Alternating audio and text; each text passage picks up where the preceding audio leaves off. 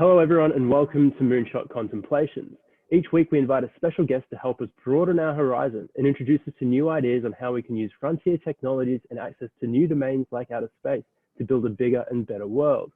We then host a second session for our diverse collection of members to engage in deeper discussions, and hopefully some of you will find new inspiration. From founders to investors and researchers, from space infrastructure to manufacturing and biomedicine, from robotics to data analytics and AI. Today we're joined by the CEO of Equatorial Launch Australia, Carley Scott. Carley and ELA are developing a commercial spaceport in the north of Australia. And Carley was nominated for Australian of the Year, is a Telstra Business Women's Award winner, and is in the AFR's Top 100 Women of Influence of 2019. Carley, thanks so much for joining us. Is there anything that I've missed?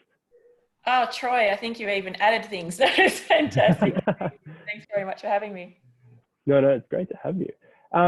Well, let's jump right into it then. I'm going to start with something relatively high level. What is space to you? That is high level. Space is an opportunity to me. It is an industry and sector that really allows your imagination to go wild, to connect with amazing people, and to really sort of push your understanding of the universe, Earth, ourselves as people, and what you want to do with your time on Earth. How do you want to make the world a better place? Well, the space industry really allows you to muse on those things with great minds and actually go after some really innovative ways of making those sorts of impacts. So the space industry, I think, is quite inspiring. Well, I agree with that. So yeah, that's fantastic. I think a lot of people have this idea about what space is to them, and they focus on the satellites and the rockets, the images and videos of people that are bobbing around on the moon and, all the polar era, large Saturn V's blasting up into space. That's not necessarily the case these days. So could you give us a little bit of background on what, what kind of opportunities you see space offering us today and why it's really important across a whole wide range of the economy? Troy, it might be easiest to talk about what we're doing and how that just pulls in a range of different skills. And some of those skills could be something that you're interested in as you're watching this. So space today, yes, you think about, for us, the launch site, because we're developing a launch site, the rockets that go there, the technologies in place. And as you mentioned at the start, all the skills around those technologies and data that can be built in. But what we're finding is that when you get your core of engineering understandings, or even if you don't, you can be involved in the space industry. So that construction side for our spaceport will mean that there are a whole range of construction workers that are brought in to our industry as well, telecommunication workers, legal policy workers as well. We really need to think of this as a holistic industry. It's not just the high-tech stuff, it's all around the skills that you need to manage businesses, manage physical assets, and manage those technologies and how they work with government and society going forward. So there are so many opportunities in the space sector now. Totally. So I'm going to in a few minutes we'll get to Equatorial Australia, what a spaceport even is and why that's why in the north of Australia, all of that sort of stuff. But before we do, I want to dive a little bit deeper into your background. How did you get to where you are at the moment? What's your background? Troy, my background is in economic development. So that looks at a range of things like industry development, investment, built form and how you develop spaces, and usually with a view to seeing social and economic impacts that are positive. So that's my background, and that led me to a job as a CEO of a startup in East Arnhem Land. I actually flew into East Arnhem Land in the top right-hand tip of the Northern Territory of Australia during a Category 5 cyclone. So that was an interesting introduction to the region. It was a mining town in transition, and my role was to look at how to develop industries in that region to diversify out of mining going forward. Now, that gave me an opportunity to think about the space sector and how the space sector might play a role in East Arnhem, which led me then to playing a role in the development of a commercial spaceport in East Arnhem Land.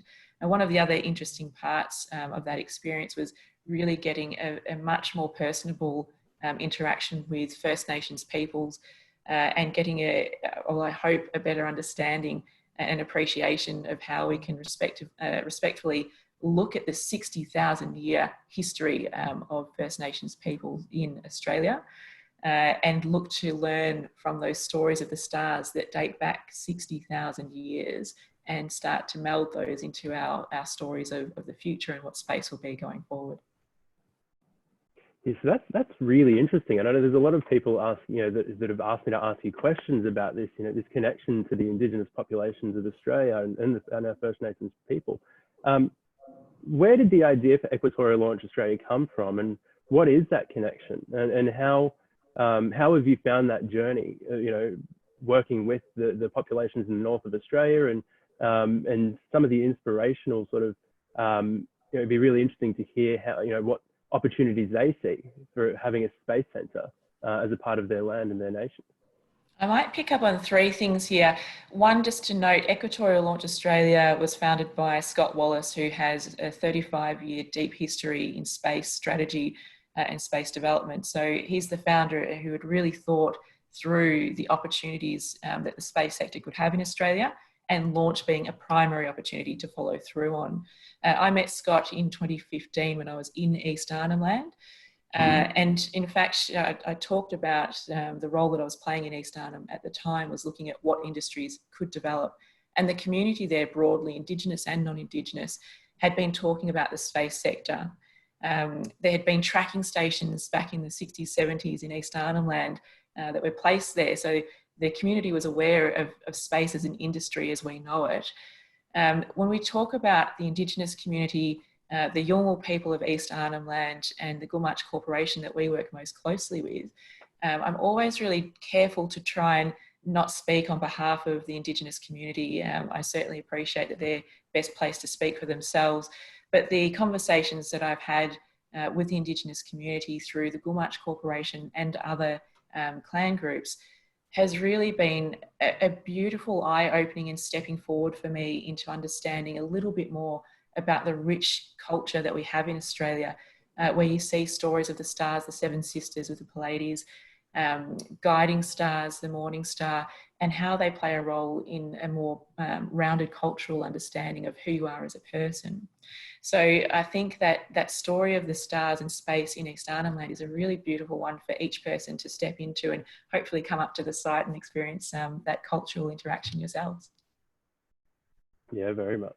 And one of the questions I'll ask you in a little bit will be around, I guess, the north of Australia doesn't have a lot of, it's not got a great population of people. It's very rural.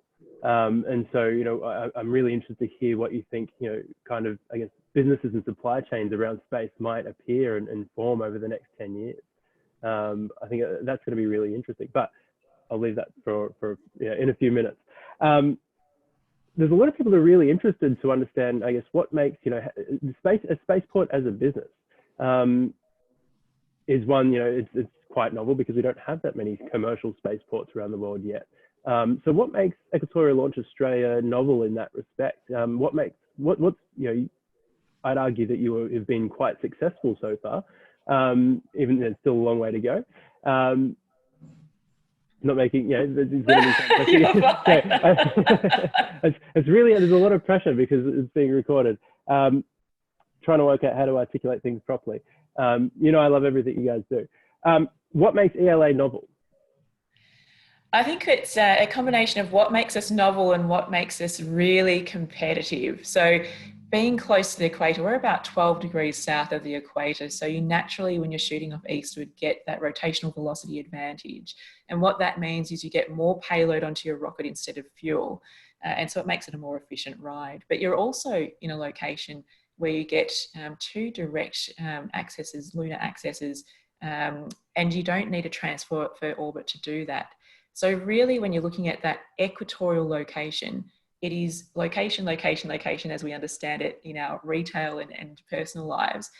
That position is just sensational. Now, to also have that position within Australia, which has strong trading relationships, a really strong political and social setting, and really strong workforce, boosts that advantage further.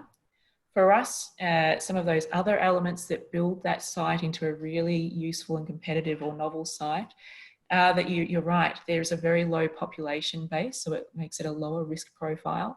It also means there's less likelihood of impacts on your launch window. So you don't have as many interference items on that launch window. But there's also this really fantastic combination where you have a deep water port, a city quality airport, fibre optic cabling that runs right up to the site and the road of the site. So you've got this huge depth of infrastructure that's already in place, over $250 million of infrastructure that's very hard to acquire otherwise, both in a cash flow and time perspective. The other part that's really interesting is Equatorial LEO gives you a very unique view back down to Earth over some of the fastest growing areas in the world. So you're looking at the Asian area, Africa, Pacific nations as well. It's 3 billion people that are increasingly connected and underserviced in their space technologies that are a market that's ripe for commercial and social enterprise. Fantastic. So there's been a lot of proposals for spaceports over the years, including in Australia as well. Why has ELA been successful so far where some of those others haven't? One of the things we've been really conscious of from the very beginning is take a very step-by-step approach. So there's a great temptation to say, okay, the global space market is going to be worth $1 trillion by 2040. Launch itself is $5 billion. We're going to build out the biggest spaceport in 18 months, have a huge workforce. Therefore, please, government and investors, jump right on board and we'll get this done quick, smart. Now, as a business case, that looks really exciting, but as a practical purpose, there are so many hurdles that you're likely to trip up on, which will make it very hard to come to completion. So that step-by-step method meant that we've spent over 5 years working, for example, with the indigenous community in the area that we're working in, and trying to understand the community interests and take those small steps to develop alongside of the people that we're working with on the ground. It also has meant that as a business, we've taken those steps with regulators, which for Australia is also a novel area. We haven't had a commercial spaceport before. And so taking those small steps is important. And the other part of our approach to things, which has been different, has been that miniaturization. So, where previously you may have had to build a Cape Canaveral to be relevant as a spaceport, had huge infrastructure for huge rockets. Now we're seeing this change, nano satellites, smaller satellites, rapid and responsive approaches to space, smaller vehicles, and therefore smaller launch facilities also. And that's the approach we're taking, build out for smaller suborbital vehicles, and then take those further steps as we grow. Yeah, that's great. And one of the really interesting things that we're seeing across the globe at the moment with the emergence of this new space sector is essentially a fragmentation, I guess, of the launch market and what it means to be a launch provider, especially as it transitions from being very much a government-led mechanism to private industry. So what does the launch industry look like across the globe at the moment, and sort of how is it transitioning? Where does ELA fit into that? I know you're not just doing the launch side itself, and you've got great discussions happening with organisations like NASA. Can you give us a little bit of insight into that? I might just touch on 3 parts there. One around, we're all going through this transition, hopefully out of a COVID-19 scenario. And what we're seeing in the launch industry is that there's increased demand on connectivity through this period. And so that longer term forecast for the space sector and launch in particular is really strong. And that's a key point of difference globally as a market that the space sector is offering. There is long-term perspectives on the business models that we're putting forward, and those long-term perspectives are looking stronger and stronger. So as a market, as an industry, as a business, and for launch in particular, it's a very exciting time. Now, when you move into that space of Equatorial Launch Australia itself, what does it look like for us? We've cleared the land that we are working on. We're working furiously now to keep putting together the right documentation, plans, built form, and then move towards a launch with NASA in particular in 2021. Now, you mentioned that it is a huge contract. It is a world first, not just a first for us, but a world first for NASA to contract commercially a foreign spaceport that is commercially owned to launch their rockets. And one of the things that's really important to note there, Troy, is that this is setting the groundwork and precedent to allow international trade to run more smoothly, not just for ELA and NASA, but for America to Australia and to every other nation going forward. This is a huge precedent to see this launch with NASA that's planned with ELA in 2021. So the launch sector itself for us is very exciting, as you can tell. We're taking those steps forward that are huge. And the launch sector internationally, what you're seeing is still those really exciting steps forward. You're hearing about launches that are being planned, whether they're for people or for assets. And it's because we're seeing this ongoing drive to see connected devices, to see exploration and understanding of the universe more broadly. And that's really driving this ongoing demand for launch, which is great for us. Yeah, definitely. There's a lot of, I guess, dealing with, I guess, bureaucracy, you know, in novel bureaucracy as well, in, you know, navigating, you know, how are we going to, you know, within Australia, for example, how are we going to make sure that our regulations, you know, enable us to have launch sites and to have launch operations. And we've just had, you know, the new space activities legislation come through in the last year or so. And then also how nations and private industry collaborates overseas as well. How have you found that process of, I guess, you know, negotiating with governments, both local to Australia and international as well? Yeah, we've been quite fortunate to have multiple conversations happening at once and to see how Australia's regulations are progressing in the understanding and action of those, alongside of nations that have been launching for quite some time commercially as well. So what we're looking at in Australia is that we've got the Space Agency that was established fairly recently still. They have their vision, they have their strategic focus, which includes access to space. So the Australian Space Agency, government and regulators have recognised that access to space and launch is a priority, a real opportunity for Australia and an activator for industry all around. That's a great starting point. You're right, though, to say that there are going to be some negotiations that take place through that and the understanding of how those regulations really play out into how we operate our business. Let's have a look at that conversation a little bit more. When we talk about the facility license itself, so we need two types of licenses essentially from the Space Agency in Australia. One's for the facility and the other is for the launches. Now, as we go through that, we're talking to the Space Agency to say, well, who are the groups that are helping you to assess our applications? What exactly are you asking for in each element of those? And what information do you require access to? And how deeply do you require access to that information? Now, the importance of that is because when we then talk to customers overseas, they'll have really tight controls on what information they want to release. And so we need to know how to manage those information releases in a way that's comfortable for all parties concerned. This is really sensitive information that we're dealing with because we're talking about really fast moving vehicles and managing that well. So that discussion with government, Australian government is working very hard to work alongside ELA and in this case NASA to see that launch happen in 2021. There's a lot of ongoing discussion to really flesh out how in practice the agency manages those regulations.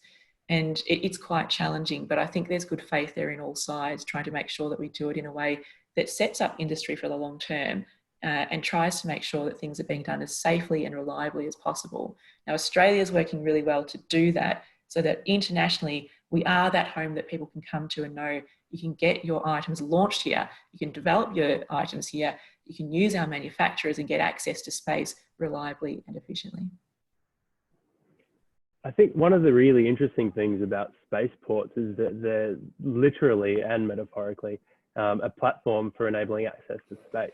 And given everything you've just said, it sounds like, you know, you're doing a lot of the very, very difficult groundwork, like particularly on the policy side. You know, a lot of the paperwork and, you know, and those kinds of those difficult discussions. Yet I also know that you're working on a lot of interesting, you know, the tech side as well. You just mentioned the launch in 2021. Which I know a lot of people listening will be very excited to hear about. What kind of, I guess, supply chains do you see emerging, you know, and around the Arnhem Space Center? And what do you imagine the, you know, the Arnhem Space or Arnhem Land area to look like in 10 years' time, given that it will be a, you know, an international port for accessing outer space? I'm going to pop my economic development hat on for just a moment and talk not just about the space sector and all the things that can develop around the space sector, but I think when you're talking about a particular location, it's good to be sensitive and aware of what skills are already in the community, what interests people are showing, at what they'd like to see as an opportunity there. And so from that perspective, we're saying, look, let's start from the ground, literally. The construction sector in East Arnhem Land is extremely strong. And in fact, the Yolngu population is strong in construction. So as we go forward in the development of our infrastructure, we expect the local population will play a key role in that development and management of that infrastructure. Now that's really exciting because you have a whole range of technologies that are coming into asset management now to do that efficiently, whether you're on mining sites, launch sites, whatever it might be. So those new technologies start to infiltrate our processing and how we work with the local community, bringing up those technology areas and international relations and skills around asset management as well. You also look then at technologies in recovery and saying, okay, we'll work with the traditional owners to understand how to recover in a sensitive manner and work with the local ranger groups around that, but also talk about then using drones. So drone training for the local community to recover items effectively. As far as then how you build out from there, it's an ongoing conversation to say, okay, well, 3D printing, do we start to do some more of that? How do we start to manufacture some of the things that we'll be launching at the site as well? Now, we also know that in East Arnhem Land, it's a strong mining culture there as well. You've got Rio Tinto that's been there since the 60s, and in East Arnhem Land, the Yolngu population with Gumatj Corporation have their own mine. And so when we're talking about off-earth mining, is there a relationship that you can draw there? Now, we already have a letter of intent and agreement with the Gumatj Corporation to see that if there are opportunities in off-earth mining, they're tied into those conversations around what technologies might be applicable there and how they can step into that as well. So Troy, it's just a really exciting and sort of never-ending conversation about what can be developed. It's not just tourism, it's not just on-site maintenance. There are so many different technologies that can be integrated into the local community in East Arnhem as we go forward. Yeah, that's really interesting, especially when you start to think about things like, how does, mining, play a role in space? One of the questions that I want to ask you is around, well, what other opportunities are there to engage with the space sector, to leverage this spaceport as a platform that you're building in Northern Australia? And do you think that we might see, for example, local robotics and AI companies, popping up in and around Arnhem Land that are taking advantage of this, transferring IP from our mining sectors, our mining industries up there to use them in space and vice versa? Yeah, one of the exciting things that happened, well, it's happened a few times in the last few years, that students in East Arnhem Land have won different coding competitions and robotics competitions. So there's this real opportunity to look at machine learning, AI, data analysis, and see how that comes into the conversation as well in East Arnhem Land. But you're right, spaceports and East Arnhem Land and the Arnhem Space Center are expected to be a hub of activity and a hub of space-related activities. We've already seen NASA come up to the site several times and start to bring those conversations into the community. We'd expect to see various experts flying into the site to spread their knowledge as well. And then that increase of industries that proliferate around the Arnhem Space Center as well, absolutely. I think you're really right to talk about those different sort of technology sectors that are likely to keep growing in Australia. You certainly see the Global Space Alliance talking about spaceports as economic hubs and as hubs of all these different activities. And that's what we're already seeing in East Arnhem Land, even in our early stages here. Yeah, so one of the things that I like about business, I think a lot of people sometimes think that business and commercialization can be a little bit of a dirty word, but I think it's a fantastic way to, it provides a model to create great change, positive change. So how can we help more people grow businesses using these different technologies, and so how can we help them uncover technologies that might already exist, in other areas, and to use them in a space context? Where can people go if they're listening to this to say, hey, well, maybe I would like to get into this new space economy now that it's emerging, but where do I start? Mm-hmm. I love this question because I'm not traditionally from a space background, and so I found my way in somehow, and so anyone can do it. Anyone can do this. And I think there are probably three things that I'd consider If I was talking to someone about, well, here we are, talking to someone about entering the space sector, particularly from a non-traditional angle, it might not be that you're engineering or aerospace engineering. One of those things before you look at, what technologies could I create and what sort of skills do I need, is just having a look at yourself to start with. At the start of this conversation, we talked about space as an opportunity to really touch on, what do you want to be as a person and how do you want to contribute to the world? And I think more and more we're going to get these, and this may seem a little fluffy, but I think we're going to get these three sort of philosophical pillars coming into the conversation of anything that we do. And one of them is around, well, what's your intention? What is it that you're wanting to do and why are you wanting to do that? And you should really know that with a purpose, so that when you get frustrating points in whatever you choose to do in the space sector, you keep driving forward because you know what your intention is and what you're hoping to create. How will you team with different people, different groups, and how do you connect with those to help you grow and understand the space sector more, and then think about the different things that are out there that you could be working on? So that's the second part, teaming and connecting with people. Regardless of what stage you're at, you can always reach out to people and start a conversation, and it's really, really useful. And the third part, I think, is around trust in yourself to keep taking those steps, and trusting in each other that we are trying to do the right thing and we're going to take steps forward. Now, while that seems really abstract, I say that because the core skill I think you need is really to have a questioning mind, and a questioning mind that has a foundation of knowing what sort of impact you want to have. So when you're answering those questions, you understand if you're doing that in a way that is contributing as you'd intended to. Now, I know that's a little bit kind of out there potentially as a conversation start, but I really think look at yourself to start with, understand what you want to do, keep having a questioning mind and keep connecting with people. And that's going to give you a really great introduction into anything that you're doing. As far as the space sector specifically, certainly those skills around technology, engineering, security, we talked about AI, machine learning, those sorts of skills and discussions are going to keep coming up no matter what vein of space you're working in, and it'll help you to understand what people are talking about a little bit further.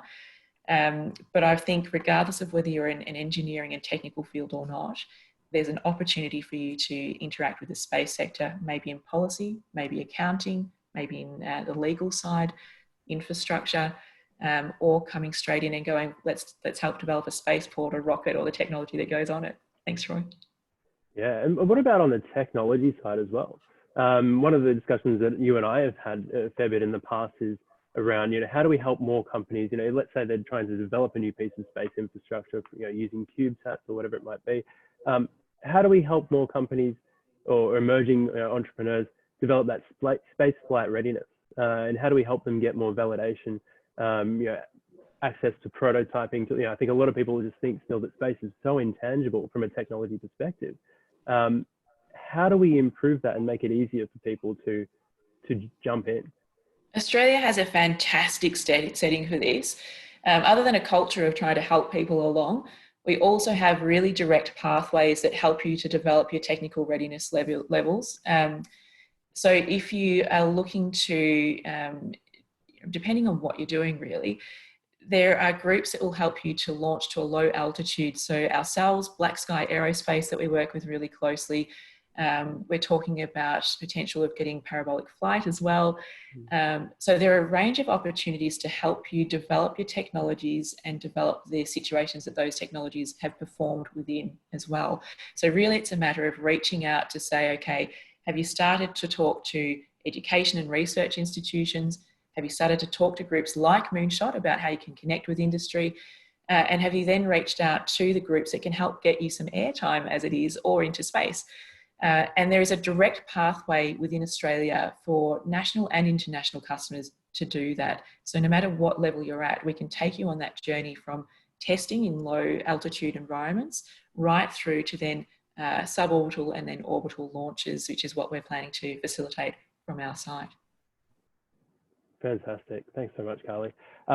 One of the, so there's sort of a few different groups that I hope that we can build an audience for these Moonshooter contemplation sessions around. Obviously there's, aspiring founders and current founders. There's also investors. It's interesting to think about, how can investors get involved? And we know that there's a lot of angel investors that are interested in space at the moment. and also public servants as well. There's, as space becomes something that governments need to support a lot more, and we're seeing nations across the world develop space agencies and updating their policies.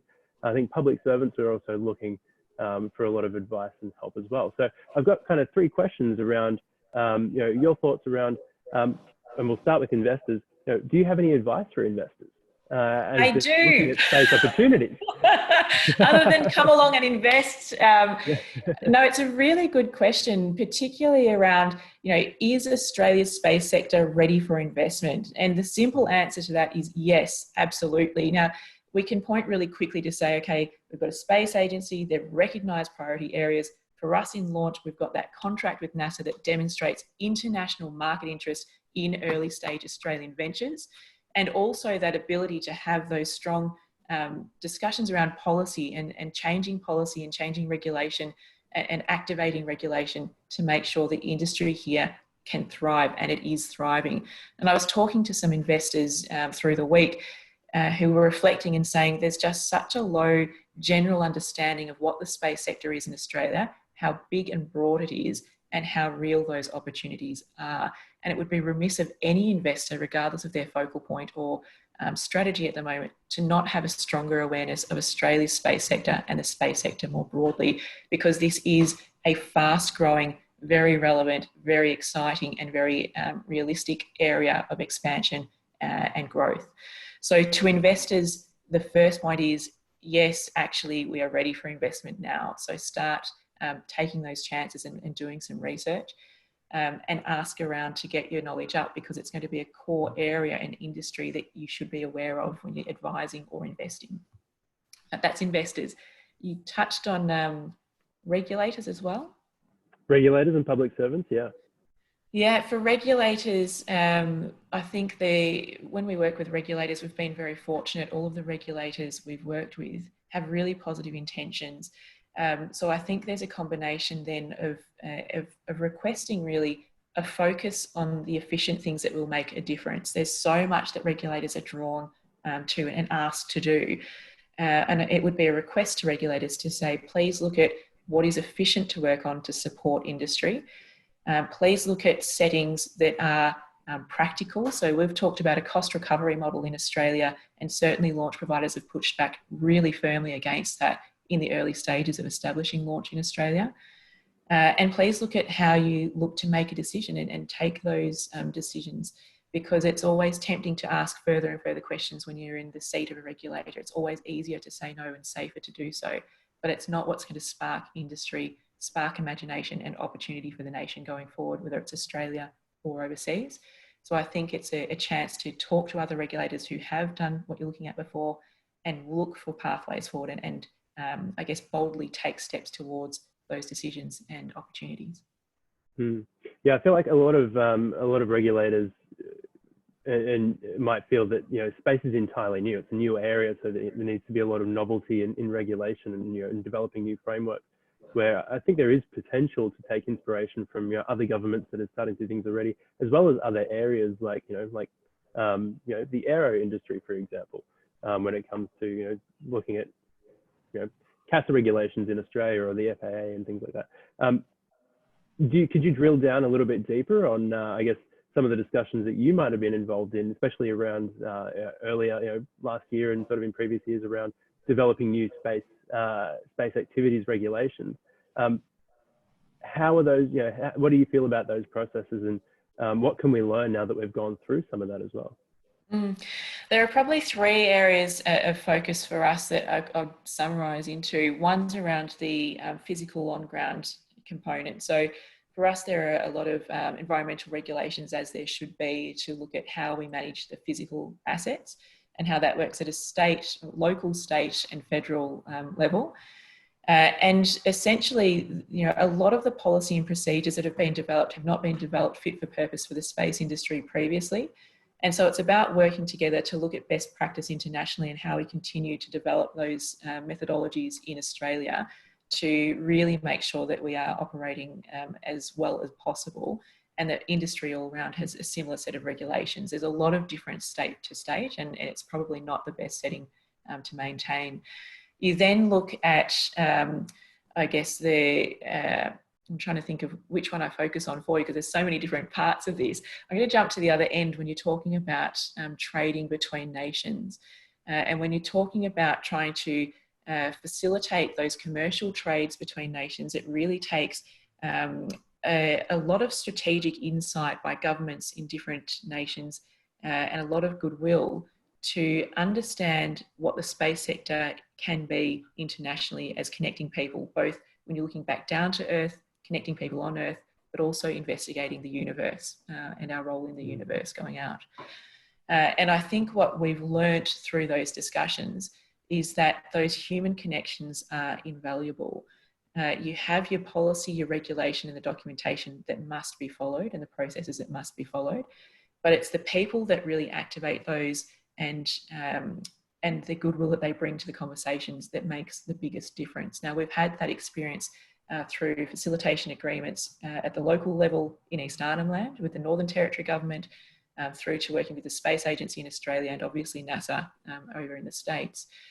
And every single time it's been about the people that are involved in the calls and how willing they are to really see, and we spoke about it before, really see the space sector do something amazing for humanity and make sure that they can take those steps forward.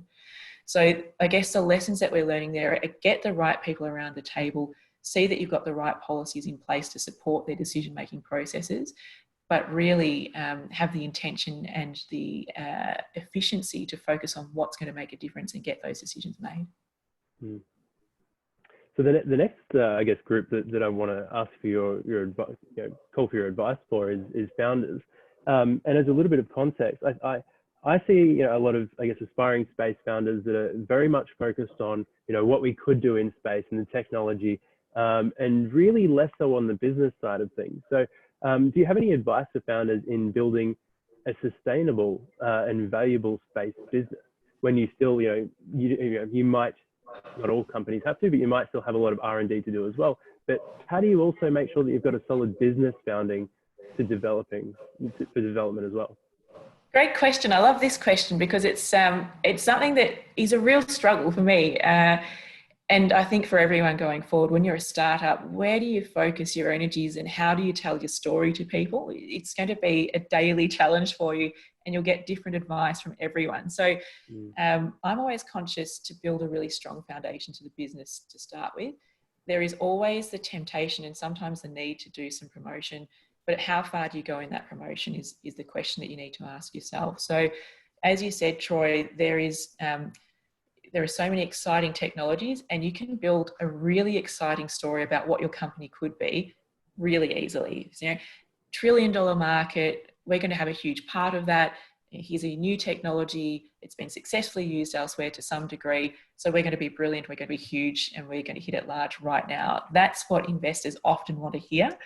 And you need to really think yourself through where you want to be in that conversation, who you want beside you as you take those steps forward. Because if you just go out with a huge pitch and you just keep focusing on that huge pitch, you'll get a lot of attention. You might get a lot of investment, but you're going to get a lot of headaches because your ability to deliver on that big pitch and what people are expecting to see in 2 seconds flat, that's going to be hard. Not impossible, but really hard.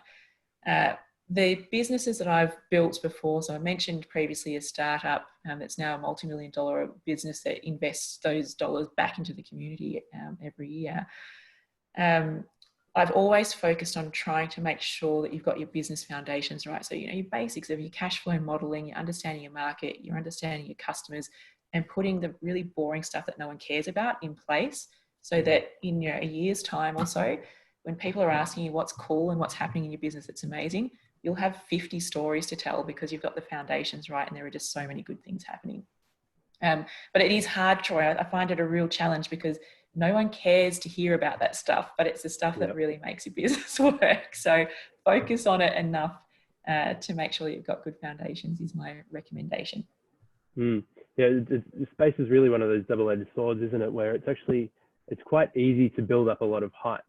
And I think, investors might either fall for that quite easily. I think, especially in Australia where we've got, a lot more of a conservative kind of culture, it's actually the opposite. It becomes a bit of a dirty word where it's, oh, space, no, it's not real. And so yeah, it's interesting trying to find, that balance. It's really important when you're building a space company to have a balance between being realistic while also maintaining that optimism about the future that you're building. Yeah, and sorry, I mean, you're going to get that call as soon as you start. So we've been fortunate to have a range of investors into the company and venture capital as well. And you're always going to get that call no matter what business you start, and it's been my experience anyway, where people will say, get out there more, keep promoting what you're doing so much great stuff. But as a startup, you've only got so many resources. And if you don't just really put it into the foundational stuff, you're really going to find some troubles, I think, going forward. But you're right, Troy. It's a real challenge and a really exciting one for everyone to work through. Yeah. And I know we've already mentioned investors, but this sort of leads into another question that I have around, angel investors, and potential for mum and dad investors to look, especially in Australia, to look at potentially investing in very early stage space startups in Australia. Given what we've just spoken about the ability to create a great story around space in the future, and what should angel investors look for if they're interested to engage in these kinds of investments? Yeah, this is the time when you put that scrolling list, like in Star Wars, of all the disclaimers about do your own homework and everything else. This is not financial advice. So with all those disclaimers in mind, do your research, really. As we said, there is a role in positioning the big dream and what it could be. And you're always told as a founder, make sure you dream big or you'll never achieve anything. So expect to hear the big story from people about what they could be, but really understand that in the space sector, if you're looking for a 2-year flip on an investment, it's probably generally not the right sector for you. There will be areas that might do that and do that well. But generally speaking, it seems to me that you'd want to have sort of a 5-10 year horizon at least on your investment, and be prepared to go through that journey with, if you're coming into an early stage company, go through that journey with them. And I guess if you're going into an early stage company, my backdrop to that when I talk to people is often to say, if you're a mum and dad investor and you're not prepared to lose whatever you're putting in, perhaps think twice, because you'll enjoy the journey a lot more if it's not, your total life savings that you're relying on that doubling, tripling 30 times to live off for the rest of your life. Those are sort of cautions that I'd put there. And the other part that I'd talk to is quite often the technology development curve for a space industry business may not be linear. It may look more hockey stick. It might take a little while to get to that huge growth that all investors are looking for. You break that down into different areas. So often you're looking in the space sector to say, is it a technology investment? Is it the programming of it, the IP? Is it infrastructure and hardware? Is it, for us, a launch site and so much that comes into that? It really takes, for an investor that's coming in, it takes a lot of time to understand what is the market, what is the specific technology that you're investing in, what's the likelihood of it growing, and at what rate is it likely to grow at. So, if you're looking at investing in a rocket, for example, I mean, you look overseas at large rockets and they're putting billions of dollars into their rockets. You can start a lot smaller and have a lot of success at a smaller scale, but realize that that's where your investment is, and that's the sort of rocket you're investing in is a smaller vehicle. So Troy, I think they're my tips. Do your homework, ask around, and know what your risk profile is in how you're prepared to invest. I think that's some fantastic insights and incredibly well articulated. Carley, I absolutely love having these kinds of conversations with you. So thank you so much for joining me on this first episode. Where can we keep track of your progress and ELA's progress? And where can we find out more about the launch in 2021 with NASA? This is also exciting. I'm sure there's a lot of Australians that are listening that are just absolutely blown away by a lot of this. How can we keep track? Absolutely. So ELA has a website. It is a website that continues to need updating because we do focus on the core elements of our business. So you can go to our website. I'm on Twitter. I think it's at the Carley Scott, and I tweet every now and then. And certainly we try to engage in a range of industry forums, whether it's with Moonshot, the Space Agency, Space Industry Association, SmartSat CRC. So certainly those sorts of forums are things that we engage in regularly. Otherwise, we do get a little bit of media out. So if you're keeping an eye on your Google notifications, you'll probably catch a few things about how we're developing. Great. Thanks so much, Carley. Everybody, thank you very much for listening. Join us on Tuesday if you'd like to engage in a more deeper discussion with a whole group of people from across the space sector and beyond. Otherwise, I'll see you next week for another episode of Moonshooter Contemplations. My name's Troy McCann. Thank you very much, and ad astra.